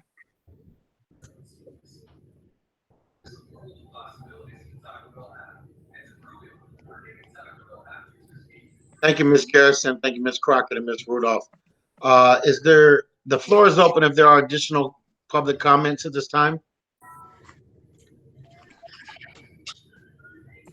If I can say really quickly, the reason why I asked to send those requests to us, again, I would like to put it together maybe in an entire document of questions so that when we do have that meeting, we will have some questions out of the way and we can use our time more productively. So I'm going to continue. You know what? I do spreadsheets. I will send out a document for people to add ideas so that they can see, like a Q&A type thing. So you can see what questions have already been asked, what questions have been answered. I'll just do it that way. Thank you. Again, the floor is open for public comment. I want to make sure that everybody has the opportunity to speak today. If you're on the phone, press *6, introduce yourself, and the floor is yours.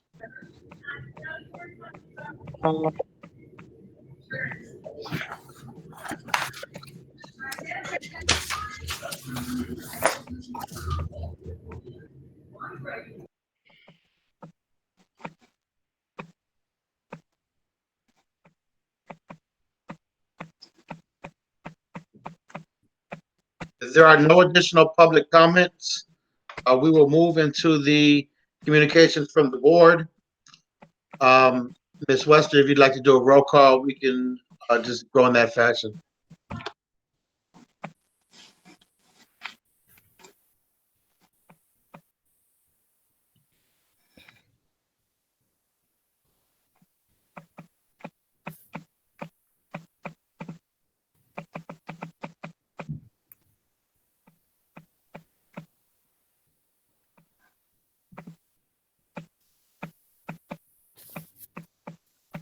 I think she's having technical difficulties. We'll just start with Ms. Kennard.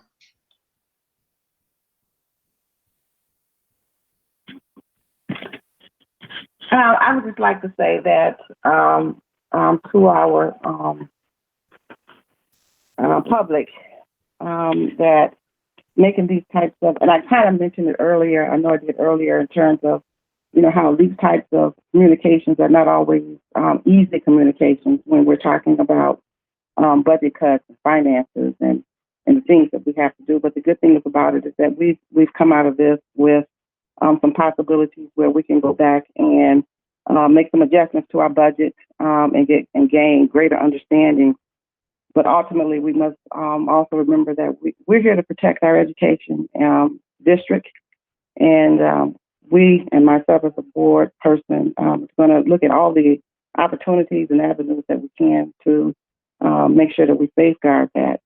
I've gotten some comment questions for our interim superintendent pertaining to the return back to school, and that is where are we with those types of initiatives in terms of what our district is going to look like, whether we are reviewing opportunities where it's traditional, where we have total classrooms, or we're going to have 50-50 moderate classroom type or total virtually. And if we are prepared for those things, that we, have some input on board from the board so that we're not at the last minute making decisions on those types of things. And I'm quite sure you're working with that with your staff. And so those are some of the concerns that was brought to my attention. And I just, ask my board members and as well as the public that, this is not an easy task for any of us, any of the school districts around. So we're focusing on our district grounds to make sure that, we make the right decisions. Ultimately, there are going to be some cuts. Ultimately, there are going to be layoffs, and we don't know if outsourcing is, outsourcing can work, if outsourcing can't work, and what those things may look like. But we're going to do what we have to do to make those decisions accordingly. Thank you. Thank you, Ms. Kennard. Ms. Beard. I'm kind of in agreement with Ms. Kennard as far as this is a very difficult time for all of us right now. I hate to say this, but this is like deja vu for me, at least, and probably Ms. Funderburg all over again. I do not want to repeat what we've done in the future, or I'm sorry, in the past, as far as making rush decisions. I want to make sure that the decisions we make, that they're informed decisions, that we have all the information in front of us so that we're making decisions that are right for the district and putting our students first. We've cut everything to the bone back when we were a deficit district. We just slowly built up to what we are. And here we are now again with the state behind it, pushing us up against the wall and making school districts make severe cuts to their budget, and it's affecting students, and it's not right. And again, I implore that people get a hold of their representatives and their people in the government to start funding our schools the way they need to be funded. And people think that we just blow the money. It's not just blowing the money. There's you're always trying to increase programs so you can increase students coming back or coming into the district. You can't do that when you don't have money. And in our economy right now, it doesn't help either. I know taxes were brought up. If you're a homeowner right now and you haven't worked in the last 3 months, you're not going to have the money to pay your taxes. If you don't pay your taxes, the school doesn't receive their money. We may get it eventually, but it's not going to come at a time when we need it to fund for our upcoming school year. So those are just all things to be considered. And I look forward to working with everybody. I do want public comment. I do want public suggestions. And we'll just have to keep working at it. That's, work on it as a district. And that's all I have. Thank you, Ms. Beard.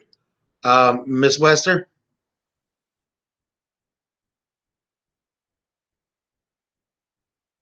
You're muted, Ms. Wester. Dang, I said a whole speech. No, I said I concur with what Ms. Kennard and Ms. Beard said. First and utmost, it's our students. Our students are suffering because of those that are in power that we have nothing to do with. And we're in a position where we have to make tough, hard decisions and cuts. Been there, done that, going through that with my district. So I understand that, but just to make sure we have we need all the information to make sure we're making the right decision. Because I don't want to go off half-cocked and we could have done A, B, or C, or E, F, and G. So just making sure that we all stay informed and inform our stakeholders and making sure that they stay a part of the process. Thank you. Thank you, Ms. Wester. Ms. Terrell. I just want to say that I also concur with everything that has been said prior to with Ms. Kennard and also with Ms. Wester, but also that we're at a place where it's unprecedented, and we don't know because things are changing from day to day. But one thing we do know is that this community and our children We have to look out for our children as board members. The call has been made for action, and it's not about waiting to make some choices we can actually start working on right now. And so, I know that there have been many times that it's been presented as far as door knocking is concerned. And I recognize the fact that we're in COVID. COVID-19 is still around, is still existing, and knocking on doors may not work.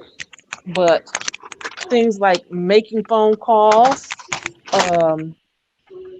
to reach out to our neighbors and to our families and people within the community, to get people involved, to understand that if we have more students, that's more revenue that comes in.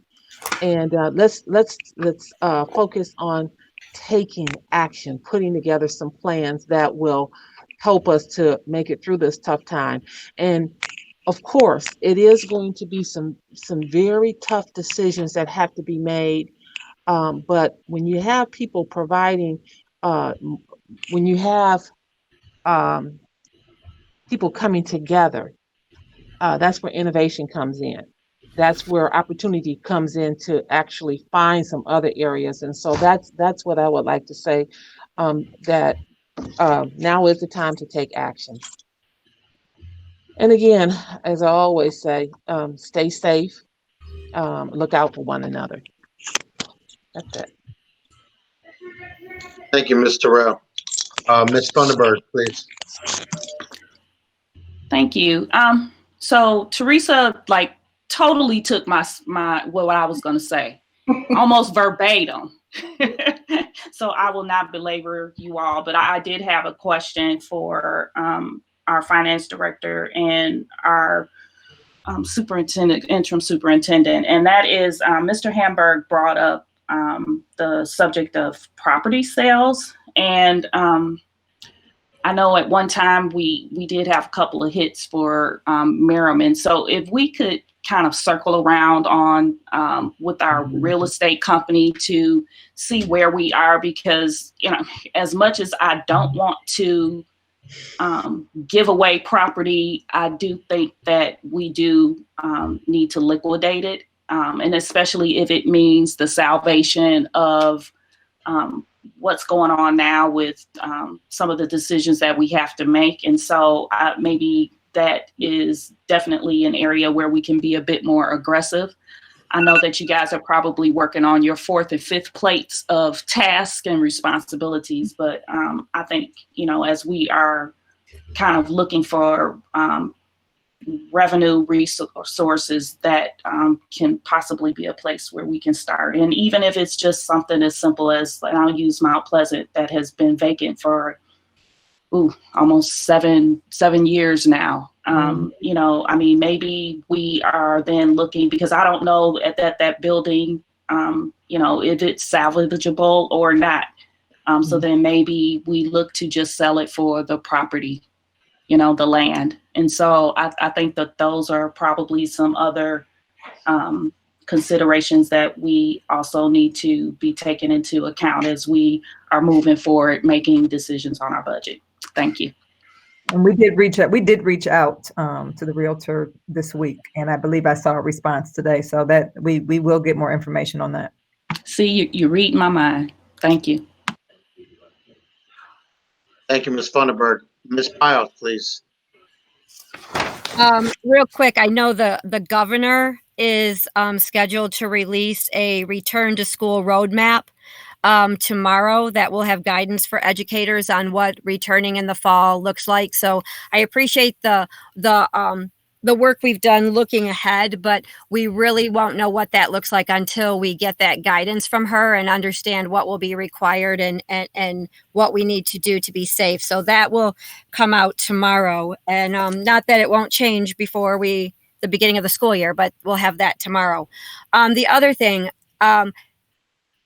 the pandemic has changed everything, but it gives us a tremendous opportunity to do things differently, as in better. So with all of the uncertainty, I would encourage us all to not get distracted or feel discouraged or despair, but instead to embrace this as a much needed opportunity in this district to reassess how we meet student needs, how we deliver education, how we wrap around services for our students and families. And that is very much tied to everyone agrees that we need to be recruiting intentionally.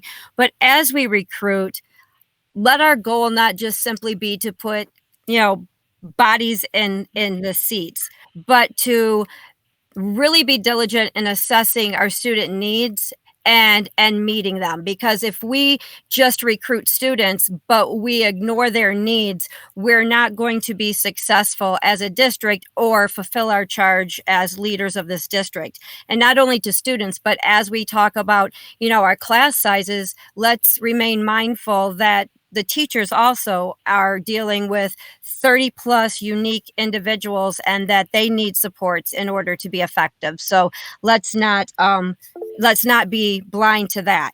And then the other thing is, Ms. Crockett, do we have an update on our special ed director? Is that position getting ready to be filled, or are we still looking? We are just about done with that process. So as soon as we have something for the public, we will absolutely make that announcement.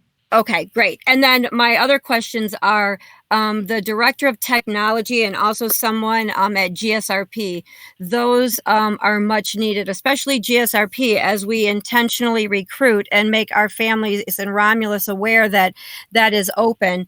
I know we approved the director of technology position a week ago, and GSRP has been vacant since the beginning of June. Those need to be posted ASAP. Is there a plan for posting those two positions as well as the adult ed / RVLC director and someone for early college? Yes, yes, and yes. And yes. And do you know when those positions will be posted? My concern, Ms. Crockett, is I want us to be intentional in recruiting not just students, but staff. And so we know that we have these openings. I want us to be advertising and getting people before we're posting right before the beginning of the school year and we get what's left. Our students deserve better. Absolutely. That's a concern for us just as much as anyone else. Absolutely. Onboarding takes a lot of time. Right. So, okay. So though, I'm sorry, when will those be posted? Did you say, or did I miss it, or did you? Prayerfully by the end of the week. So some of these are legal matters and concerns that we have to go back and forth with. So some of it is more about contract than it is about the posting. Okay. So we have to make sure that the contracts are correct before we put them out, and that we can actually support the positions financially. So that's part of the holdup.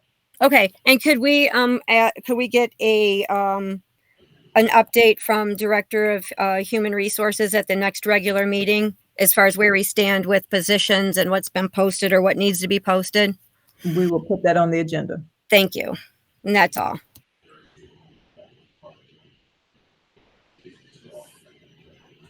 Thank you, Ms. Piles. I just want to thank each and every one of you. I know that we all got good intentions here. We got difficult decisions to make. I want to let the members of 64 know that I stand with them. And when we talk about outsourcing and privatization, it's much bigger than just wages. You're talking about collective bargaining. You're talking about a multitude of things. And I think we need to understand that when we consider even talk of RFP, it scares people. It worries families. So I know we got difficult decisions to make, and I implore us to go to the table and bring our best. Whether it's liquidating properties, whether it's whatever we have to do. Cutting jobs should be the last. So I just want to let you know that I trust each and every one of you, and I respect your decisions. But I think I'm disappointed and disheartened about today. But we'll live to fight another day. So with that being stated, I'm going to make a motion to adjourn. Support. Supported by Piles. Piles. Roll call, please. Piles, Yes. Funderburg, Yes. Beard, Yes. Terrell, Yes. Bernard, Yes. Lester, yes, Martell. Yes, meeting adjourned. Everybody be safe. Have a good night.